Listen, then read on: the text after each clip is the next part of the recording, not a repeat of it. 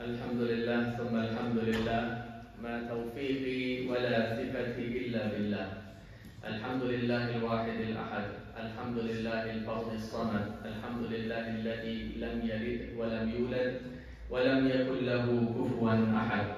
أشهد أن لا إله إلا الله وحده لا شريك له، وأشهد أن محمدا عبده ورسوله. اللهم صل وسلم وزد وبارك على سيدنا محمد وعلى جميع الأنبياء والمرسلين والشهداء والصالحين وآل كل وصحب كل أجمعين، خصوصا منهم على ذوي القدر العلي والفخر الجلي سادات ديننا أمراء المؤمنين أبي بكر وعمر وعثمان وعلي، وعلى الستة الباقية من العشرة المبشرة، وعلى العمين الأمجدين حمزة والعباس، وعلى سيدي شباب أهل الجنة الحسن والحسين، وعلى فاطمة الزهراء البتول، وعلى عائشة وسائر أمهات المؤمنين، وعلى الأئمة المجتهدين في الدين رضوان الله تعالى عليهم وعلينا ببركاتهم أجمعين. الحمد لله والصلاة والسلام على سيدنا محمد رسول الله. أوصيكم عباد الله ونفسي الخاطئة أولا بتقوى الله وطاعته وكثرة مخافته واجتناب معصيته، إن الله مع الذين اتقوا والذين هم محسنون. أما بعد، يقول الله عز وجل في كتابه الكريم بعد أعوذ بالله من الشيطان الرجيم، بسم الله الرحمن الرحيم: قل من يرزقكم من السماء والأرض أم من يملك السمع والأبصار ومن يخرج الحي من الميت ويخرج الميت من الحي ومن يدبر الأمر، فسيقولون الله، فقل أفلا تتقون، فذلكم الله ربكم الحق، فماذا بعد الحق إلا الضلال، فأنى تصرفون. وعن أبي هريرة رضي الله عنه قال أن النبي صلى الله عليه وسلم قال: أكثروا من قولي لا حول ولا قوة إلا بالله، فإنها كنز من كنوز الجنة. صدق الله العظيم وصدق رسوله الكريم. In the verse we recited, Allah subhanahu wa ta'ala says, say to them, O Muhammad sallallahu alayhi wa sallam, who is it that provides for them from the heavens and the earth? Or who is it that possesses the faculties of hearing and sight? And who is it who brings out the living from the dead and brings out the dead from the living? And who is it that runs all affairs? Who is it that regulates and controls and runs all affairs? They will say, Allah. Then say to them, O Muhammad sallallahu alayhi wa sallam, do you not fear? Do you not become from muttaqeen? If you know this, why not are you from the muttaqeen? Why do you not fear Allah subhanahu wa ta'ala? Why are you not God conscious? And then Allah subhanahu wa ta'ala continues by saying, such is Allah, your true Lord. Then what is there after truth except falsehood? How are you turned away? In this verse, or in these two verses, Allah subhanahu wa ta'ala reminds us that everything in existence is under His control and ownership. Take it from what takes place in the heavens, from the rotations of the planets and the galaxies and everything we don't know, to what takes place on earth, from everything that happens within our bodies, every thought that goes through our minds, everything that happens within our families, our communities, our nations, every river, every ocean, every cloud, every drop of rain, everything is under the control of Allah subhanahu wa ta'ala. Everything is owned by Allah subhanahu wa ta'ala. Every force and every change that takes place is by the permission and might of Allah subhanahu wa ta'ala. That is why Abu Hurairah radiallahu anhu says the Prophet ﷺ said, say, La hawla wa la quwwata illa billah in abundance, for indeed it is one of the treasures of paradise. La hawla wa la quwwata illa billah. There is no change in anyone or anything, and there is no might or power in anyone or anything except by Allah subhanahu wa ta'ala. Except that change and that power is from Allah subhanahu wa ta'ala. Alhamdulillah, as Muslims we believe in this and we understand this, but not many of us live by it. May Allah make all of us from those who live by this reality. If we lived by it, we would never prefer anything over the pleasure of Allah subhanahu wa ta'ala. If we lived by it, we would make sure that our intentions are always aligned with the pleasure of Allah subhanahu wa ta'ala. If we lived by it, we would know that a single supplication, a moment of remembrance, remembering Allah subhanahu wa ta'ala, is worth more than the whole world. That is why the Prophet ﷺ says, بِأَنْ أَقُولَ سُبْحَانَ اللَّهِ وَالْحَمْدُ لِلَّهِ وَلَا إِلَهَ إِلَّا اللَّهُ وَاللَّهُ أَكْبَرُ أَحَبُّ إِلَيَّ مِمَّا طَلَعَتْ عَلَيْهِ الشَّمْسُ. For me to say Subhanallah, Alhamdulillah, La ilaha illallah, Wallahu Akbar only once, it is more beloved to me than everything upon which the sun rises. And if we don't reach this realization in this life, we are forced to in the next. The Prophet ﷺ was passing by a grave once, and the individual was just buried. And he says to the companions, رَكْعَتَانِ خَفِيفَتَانِ مِمَّا تَحْقِرُونَ وَتَنْفِرُونَ يَزِيدُهُمَا هَذَا فِي عَمَلِهِ أَحَبُّ إِلَيْهِ مِنْ بَقِيَّةِ دُنْيَاكُمْ. He points to the grave and he says, 2 rak'ahs that you perform and you belittle, you pray it as if it's worth nothing. And you perform them as voluntary acts of worship. If this individual was able to come back and perform those 2 rak'ahs which you belittle, it would be more beloved to him than everything else that's left for you in this dunya. So this is the reality. So we either live by this reality now, or we're forced to live by this reality and the alam al-barzakh and the next life. So that is why we see in the Quran that Allah subhanahu wa ta'ala does not command us to rush and race towards anything except His pleasure, except His forgiveness, except paradise. He says, وَسَارِعُوا إِلَى مَغْفِرَةٍ مِّن رَبِّكُمْ وَجَنَّةٍ عَرْضُهَا السَّمَاوَاتُ وَالْأَرْضُ أُعِدَّتْ لِلْمُتَّقِينَ. Rush towards a forgiveness from your Lord, and a paradise, the area of which expands the heavens and the earth. It has been prepared for those who are God conscious, for those who fear Allah subhanahu wa ta'ala. Allah Azza wa Jal is commanding us to participate in the ultimate race, the race towards Him subhanahu wa ta'ala. And it is this race, through this race, that we will be able to live the reality that we mentioned at the beginning. But with any race, there are 3 requirements that need to be satisfied. The first one is that individual needs to be healthy. If they don't have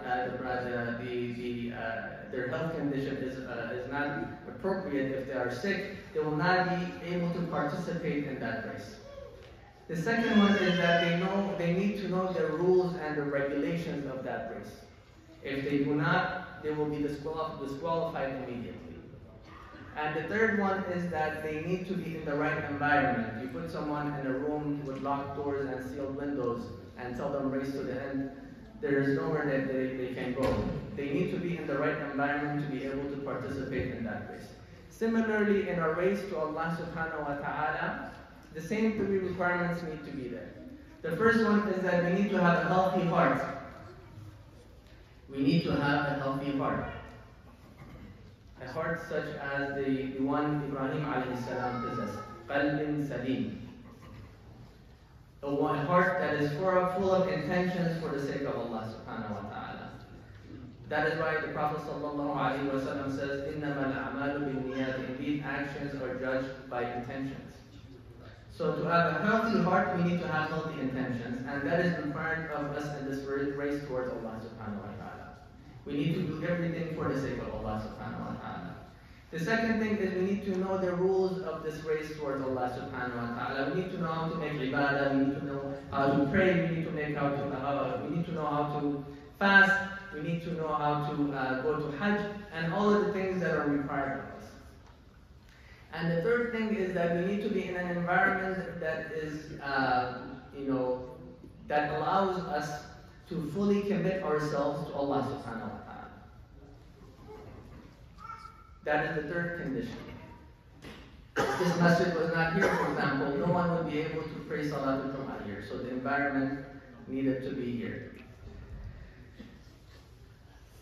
Now, this is what I want to concentrate for the next 10 minutes that we have. I want to concentrate on the environment.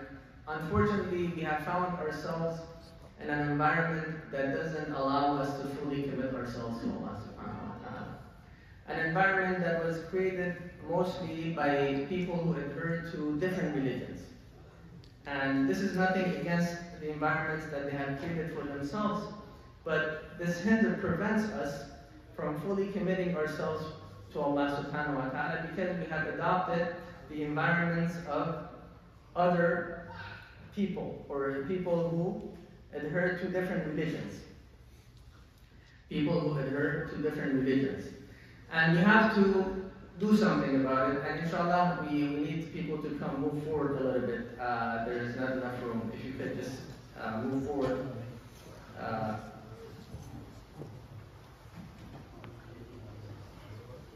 Jazakumullah khairan. How many of us can claim that they have always stayed away from interest? How many of us can claim that they have completely stayed away from interest, whether directly or indirectly, in the environment that we live in? None of us. We are either directly involved or indirectly involved. How many of us can claim that they have never consumed a food product that does not have a haram in it, whether knowingly or unknowingly? I cannot say that. Right? Even in the Middle East, when I was studying, there were a few occasions where I had to tell the store owner in the Middle East, Muslim country, that the product that gets imported and selling it has gelatin in it. So it is all across the world. How many of us can claim that on a single day they can avoid nama? How many of us can claim that they do not see something inappropriate at least once a day? Right? You turn on your phone, something pops up. Right? You go on Instagram, Facebook, something pops up. A half-naked man, a half-naked woman. Right? How many of us can claim that the environment is marriage-friendly for Muslims? Right? We live in an environment in which marriage has become one of the most difficult things. Why? Mostly because of the technology that exists. This illusion that you have many options so you can wait. All these pictures, all these photos, wait for the perfect, the most beautiful, the most handsome, the most rich, the most smart individual. There are so many options out there. But remember, that perfect, beautiful, handsome, whatever that individual may be, he's also, or she's also thinking, oh, I have so many options. So you also are just one option to that individual. Right? And options is not always a good thing, because it allows, especially when it's an illusion. This environment has given us, as Muslims, for non-Muslims, it's okay. They can, it's fine whether they have intercourse inside of a marriage or outside. It doesn't really matter to them. But for Muslims, it becomes a very big problem because it is one of the major sins. Right? Divorce the divorce rates have skyrocketed, right? Again, because of the environment that you're in. And this is not limited to the US, all countries. So none of us can claim that we live in an environment that is friendly to the teachings of Allah subhanahu wa ta'ala. And so sometimes we do not, because we were born in this environment, we do not see it, right? We just blend in to the crowd. But rest assured that things are only getting worse. Things are only getting worse. And it has become fard kifaya for a group of individuals to do something about it, to identify the problem, talk about it, not be ashamed, not be afraid to talk about it, and also do something about it. Because if you do not, based on my humble opinion, everyone will be sinners. If we do not do something holistic, systematic, right? How do we do this? By bridging the gap between the shafe'i sciences and the formal, natural, and social sciences. At some point, we accepted to call sciences such as physics, math, recent sciences such as computer science or psychology. We decided to call these economics, call them secular sciences. And secular means anything that does not have any religious or spiritual basis. We agreed, we accepted to call them secular sciences, when in fact it is the total opposite. Math is actually a science full of signs of Allah subhanahu wa ta'ala. Similar to computer science, similar to biology, medicine, physics. These are all divine sciences. They were taught to us by Allah subhanahu wa ta'ala. So the fact that we just separated them and decided to pursue what we call today secular sciences purely for worldly gains, to make money, and pursue shari'a sciences, to be spiritual, this has caused us one of the most devastating aspects of a religion, and that is the environment. Because other religions, other groups or other ideologies did not take it that way, right? They used these sciences to further their cause, right? To develop environments that are in accordance to their beliefs, but we did not, right? That is why Sayyid Sharif al-Jurjani calls these sciences al-ulum al-haqiqiyya. He doesn't call them al-ulum al-dunyawiyya. Al-ulum al-haqiqiyya means real sciences, and these are sciences that are not specific to a religion, and any religion can use them to further their cause, the message, right? So we need to bridge the gap between these sciences, and that is why the purpose of my visit here. I am here to introduce Alkalam Institute, which aims to tackle this problem, and obviously it's a very big challenge ahead of us, but at least someone needs to do it. A group of us need to tackle this challenge, right? And the methodology that we have adopted is, there are 3 stages. The first stage is we call awakening. And that is when we ourselves, first and foremost, become more aware and awakened of the problems of the community. And then also we share the message across the community, so our youth start thinking about these matters. So everyone, not just our youth, everyone starts thinking about these matters and actually works towards creating that environment that does not destroy anyone else's environment, but coexists with everyone else's environment. Right? The second stage, and for this stage we want many volunteers, so if you are interested, please come. If you want to become part of the team, please reach out to me after the Khutba. The second stage is empowerment. This is the stage where we will teach what we call today Islamic sciences, the Shari'a sciences, and also we will begin with computer science. And once we have enough teachers and resources who can help us with other sciences, we will have seminars on other sciences as well, and how they tie back to the religion of Islam, inshallah. How they are so intermingled with the religion of Islam, inshallah. So whoever goes to universities and studies these sciences goes in knowing that these are divine sciences and does them for the sake of Allah subhanahu wa ta'ala, and comes back and helps the community. And with the Islamic sciences that we'll teach, inshallah, at the end, whoever completes the curriculum will receive an ijazah that goes back to the Prophet sallallahu alaihi wasallam. And then the third stage is migration. And the state of migration is where once we have enough people who have fostered this mentality and see eye to eye with us, and are empowered with education and the knowledge that they need, inshallah, by the tawfiq and by the permission of Allah subhanahu wa ta'ala, we can create a holistic environment which we can adopt, inshallah. And obviously, Alkalam is a non-profit registered institution. We are working towards becoming tax exempt as well.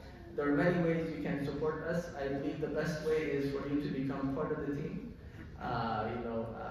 Join us. Watch our lectures.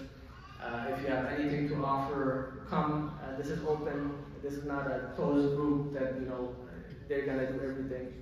That is the best way you can support us. If you cannot, you can support us by helping us secure a facility so we can actually start our classes and our lectures and our, inshallah, once we get big enough conferences, bi'idhnillahi ta'ala. And many people may think that this is too ambitious or unrealistic. I believe this is the same mentality that has prevented us to do something. Right? This is the mentality that has prevented us to do something. Allah subhanahu wa ta'ala says, وَاتَّقُوا اللَّهَ وَيُعَلِّمُكُمُ اللَّهُ. Fear Allah. Do things to protect yourselves from the wrath of Allah subhanahu wa ta'ala, and He will teach you.